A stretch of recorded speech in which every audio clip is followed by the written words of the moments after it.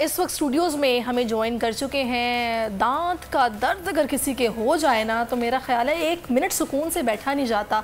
जब तक उसका इलाज ना हो जाए सुकून नहीं आता। तो डेंटिस्ट जो हैं वो वाकई मसीहा है और बाहर के ममालिक में तो अच्छा खासा महंगा इलाज होता है, लेकिन पाकिस्तान में जनाब बताया जा रहा है कि मुफ्त इलाज मिलेगा और कैंप्स लगाए जाएंगे। किस तरह से काम होगा ये सब बताने के लिए स्टूडियोज़ में हमें ज्वाइन कर चुके हैं अली हुसैन साहब। Doctor Ali, thank you so much, welcome to our show. हम आपका सोशल मीडिया देखते हुए तो ऐसे लग रहा था कि आप दुबई में ही होंगे, आप यहाँ आ गए एकदम से। सारी तस्वीरें आप वहाँ पे जो है ना वो I am surprised that you are following me, so क्यों नहीं, आप मशहूर आदमी सोशल मीडिया पे। Feeling privilege.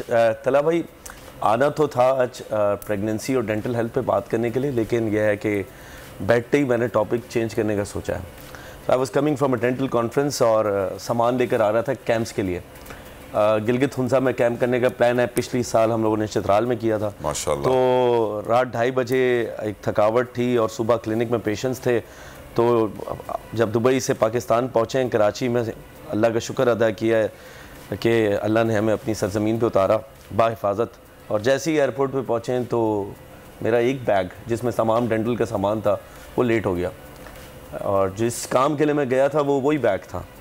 तो खैर जब सारे बैग चले गए तो मेरा आखिर में बैग एक कस्टम के इंस्पेक्टर थे वो लेकर आखिर में आ रहे थे, एंड सडनली चेकिंग शुरू हुई, स्कैन शुरू हुआ। तो उन्होंने कहा कि इसमें क्या, मैंने कि डेंटल का जितना भी सामान हम कैंप्स के लिए यूज़ करते हैं इंक्लूडिंग ग्लव्स, लेटेक्स ग्लव्स, और वो बोन ग्राफ्टिंग जो इम्प्लांट्स के लिए हम यूज़ करते हैं, रोटरी फाइल, वहाँ रूट कैनाल्स करेंगे कैंप्स में, वो सब था। तो उन्होंने खोल के दिखाना शुरू कर दिया, कह रहे हैं कि आप ये सेल करने के लिए आए। मैंने अपना तारुफ कराया, मैंने कहा मैं मीडिया में भी एक डेंटल एजुकेशन के लिए बड़ा रोल अदा करता रहता हूँ, और फिर मेरे अपने इतने क्लिनिक्स हैं आखान में, फलाई जितना भी काम होता है वो हम करते हैं। तो खैर वो जितने भी थे इंस्पेक्टर्स और डायरेक्टर्स, असिस्टेंट डायरेक्टर, वो सारे उधर जमा हो गए और उन्होंने कहा कि कितनी मालियत का सामान होगा। मैंने कहा 1 लाख 1.5 लाख का होगा शायद। तो उन्होंने कहा ठीक है आप 80,000 जमा करा दें। क्या 80,000 जमा करा दें और बैग ले जाएं। तो मैंने कहा कि 80,000 जमा करा दें। अच्छा मैंने एक वहाँ पर साहब थे, मैंने कहा ये जो टांके मुंह में पड़े हुए हैं ना, ये जो टांके यहाँ बैग में, इन टांकों को मैं इन मरीज़ों पे ही यूज़ करूँगा, हो सकता है कल ही आप मेरे मरीज़ हो। तो वो और ज़्यादा गुस्से में आ गया, क्या था आप ये कह रहे हैं मुझे टांके लगाएंगे मुंह में। मैंने कहा इन्हीं को मैंने आप लोगों पे यूज़ करना है कल, और आप लोगों की खिदमत के लिए यूज़ करना है। मुझे इस वक्त क्यों तंग कर रहे हैं, कल मेरा सुबह मरीज़ हो। अच्छा खैर मैं अनॉय हो गया और मुझे उन्होंने मेरे बैग को डिटेन कर लिया, और 2 हफ्ते से मैं तकरीबन कस्टम के ऑलमोस्ट कराची के तमाम लोगों को रीच आउट कर चुका हूँ, एप्लीकेशन जमा करा चुका हूँ, और वो बैग रिलीज़ नहीं हो रहा। और आज फिर मुझे बुलाया गया एयरपोर्ट पे। तो जब मैं यहाँ पहुँचा तो हमारे जो दोस्त हैं यहाँ बोल के, तो उन्होंने कहा कि सर ये वाला जिक्र कर दें अब आप आए हैं तो, और ये क्लिप मैं अब साथ लेके जाऊँगा। और 4 बजे एयरपोर्ट जाना है दोबारा से।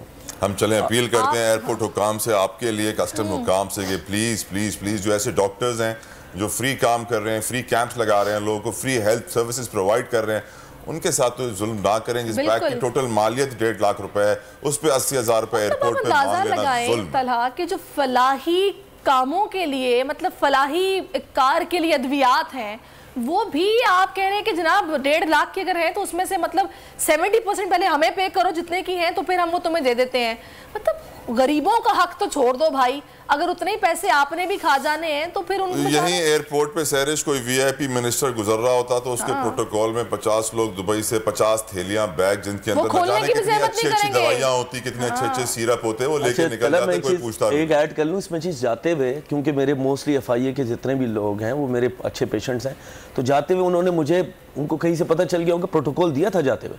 अब वापसी में आपको पता है वहाँ पर व्हाट्सएप इतना अच्छा काम नहीं करता, तो मैंने कहा क्या अपने मुल्क में कौन तंग करेगा हमें। तो वही मैं यह है कि वहाँ जाते वक्त अपने मुल्क में कौन तंग करेगा, वापसी में ले आएंगे तो खुश होंगे कि ये बंदा वहाँ से सामान लेकर आ रहा है, क्योंकि यहाँ महंगी मिल रही है चीज़। डॉक्टर साहब मुझे उस दिन से डर है जब ये हमारी सांसों के ऊपर पैसे लगा देंगे कि आपने हर घंटे में इतनी सांसें लेनी है, पर सांस के हिसाब से इतने पैसे जमा करा दें। और फिर इन रिटर्न क्या होता है तला कि हमारे जैसे डॉक्टर्स फिर जाके यूएई में एंड वेस्ट में जाके प्रैक्टिस करना शुरू कर देते हैं। और आप सोचें कि डेंटल में कितना इस वक्त डेंटल में, मैं आपको बताऊं पाकिस्तान में इतनी महंगाई है, अगर हम इस क्लास के लिए काम करना चाह रहे हैं तो इंस्टेड ऑफ मोटिवेटिंग अस हमारे जैसे लोगों को, चले मुझे छोड़ दें, दूसरे जितने भी लोग हैं उनको इस वक्त कोई ऐसी चीज़ किसी भी तरीके से रेमिनेंट बना के उनको कुछ तो मौका दें कि वो ताकि आपको मालूम है आपका वफाकी वजीर सेहत कौन है इस वक्त? इंटरिम राइट नाउ वफाक में तो इंटरिम नहीं है, अब्दुल कादिर पटेल साहब, और माशाल्लाह से उनकी इतनी तारीफ की जाए कम है, क्योंकि वो लियारी को बिलोंग करते हैं और लियारी में आपको मालूम है हेल्थ का स्टैंडर्ड क्या है। और हेल्थ की शायद एक ही हॉस्पिटल है, शायद एक ही हॉस्पिटल है, और उसके अंदर क्या हालात हैं, उसके अंदर कितनी डिप्रीवेशन है, वहाँ पे कितने ड्रग्स हैं, वहाँ पे कितने बुराइयाँ हैं। सैडली मैं कहता हूँ काश के कोई डॉक्टर होता। हमारे मुल्क में ऐसी कई वजारतें हैं जिन पे जो वजीर बैठे जिन्हें बिल्कुल नो हाउ नहीं है कि ये है क्या चीज़, ये काम क्या है, लेकिन वो वजारत संभाल के बैठे होंगे, उनको प्रोटोकॉल मिल रहा है, सैलरी मिल रही है, पर्क्स एंजॉय कर रहे हैं। लेकिन उनसे अपील कर लेते हैं कादिर पटेल साहब, खुदारा खुदारा खुदारा ऐसे डॉक्टर्स को, ऐसे लोगों को सपोर्ट कीजिए। बिल्कुल बिल्कुल। चले खैर, अल्लाह करे कि आपका ये सामान बगैर कुछ अदा किए आपको मिल जाए और आप जिस मकसद के लिए उसको लेकर आए आप उसके लिए इस्तेमाल कर सकें। अब मकसद पे आ जाते हैं, जो कैंप्स आप लोगों ने लगाए हैं, आप बता रहे हैं कि उसमें आप लोगों का मुफ्त इलाज करेंगे। अगर वो बैग निकल आया कस्टम से, इंशाल्लाह अगर वो निकल आया, एग्जैक्टली एग्रीड।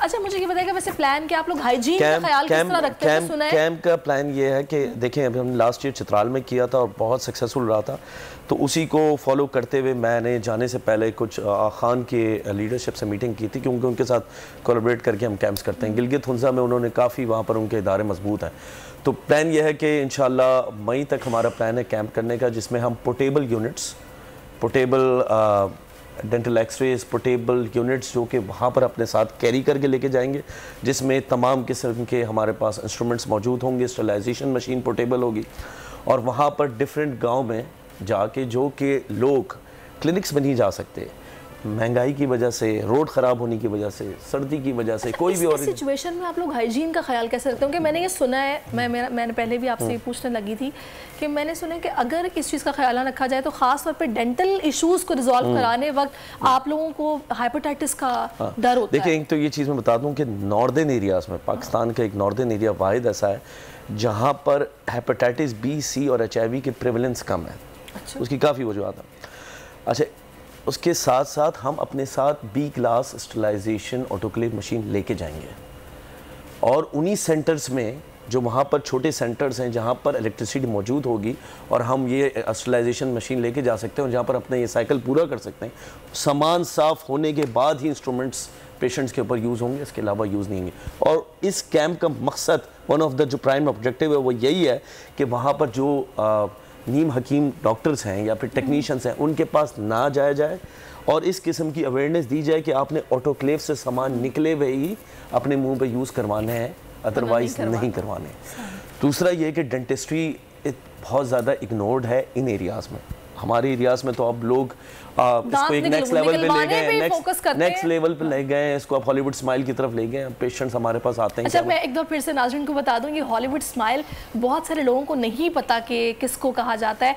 आप लोग आजकल देखते हैं कि सोशल मीडिया पर काफ़ी ट्यूटोरियल्स आ चुके हैं, फिल्टर्स आ चुके हैं कि जिसमें दिखाया जाता है कि अब ये पेंट है, ये आप दांतों पे लगाएं तो आपकी स्माइल बड़ी ज़बरदस्त, दांत बिल्कुल चमक जाते हैं। वो जो एक चमकती हुई स्माइल है या चमकते हुए दांत हैं, उसको हॉलीवुड स्माइल भी कहा जाता है। से पेशेंट आई है, उसने एक पिक्चर किसी पाकिस्तानी ड्रामे से, किसी एक्ट्रेस के नाम नहीं लूँगा, उसकी स्माइल की पिक्चर मेरे पास मुझे भेजी और मुझे कहा है, वहाँ से मुझे कांटेक्ट किया था कि मुझे ऐसी स्माइल आप दे सकते हैं, and she has a perfect teeth, कोई मसला नहीं है, बस मुझे इस किस्म के दांत चाहिए। तो मैंने कहा आपके ऊपर के 6 दांत, नीचे के 6 दांत थोड़े से हमें तराशने होंगे, उसके बाद उसके ऊपर वीनियर करना होगा, यानी कि क्राउन कवर स्लाइटली सामने से चढ़ाना होगा, फिर ये स्टडी।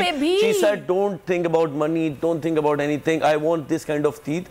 मुझे मेरी विश थी जब मैं पाकिस्तान से वहाँ गई थी कि मैं वापस आके जब मैं सेटल हो जाऊंगी तो यहाँ पर आके या किसी सास का या किसी बहू का या कोई रोल मुझे किसी ड्रामे में अदा करना है, मुझे ऐसी स्माइल चाहिए। मैंने कहा कम बैक। ख़वातीन ये बिल्कुल चाहती हैं कि वो खूबसूरत दिखे और उनकी तारीफ हो, और वो कहते हैं ना कि वो बस एक अच्छा लगता है ना आपको, तो बस किसी हद तक भी जाने को तैयार है। चला अल्लाह रहम करे। दांत जनाब सिर्फ सफेद ही नहीं होंगे, उनको तराशा भी जाएगा। भी जानने को तैयार है। इम्पोर्टेड हुकूमत और उनकी हवारियों की अदलिया के खिलाफ हर्जा सराई, मरियम नवाज की अदलिया और फाजिल जज साहिबान पर शदीद तनकीद। इस घिनौनी साजिश को बेनकाब करने पर बोल को एक दफा फिर नशरियात की बंदिश का सामना करना पड़ रहा है। बोल अदलिया की इज्जत के लिए खड़ा है और खड़ा रहेगा।